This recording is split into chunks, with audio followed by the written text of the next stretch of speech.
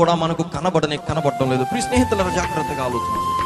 ఏ రోజున లోకంలో ఉన్నటువంటి స్నేహితులు, నీ ఆరోగ్యం బాగాలేదు అని అంటే నీ చెంతకు వచ్చేవారు ఎవరైనా ఉన్నారో ఒకసారి ఆలోచన చేయి.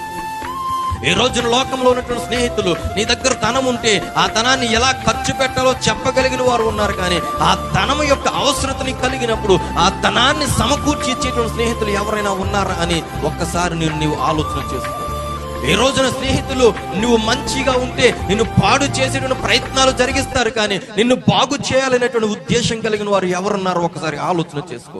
ఈ లోకంలో నీకున్నటువంటి ప్రతి వ్యసనము నుండి, నీకున్నటువంటి ప్రతి వ్యాధి నుండి, నీకున్నటువంటి ప్రతి కష్టము నుండి, నీకున్నటువంటి ప్రతి నష్టములో నుండి కూడా దేవుడైనటువంటి యేసుక్రీస్తు ప్రభువారు మాత్రమే నిత్యము నీకు తోడుగా ఉండి సహాయము చేయవాడుగా కనబడుతున్నాడు. దేవునికి స్తోత్రం కలుగునుగాక. హల్లెలూయా. అందుకే ప్రియ దేవుని వారలారా, నిజమైన స్నేహితుడట విడువక ప్రేమిస్తాడట. జాగ్రత్తగా గమనించాలి.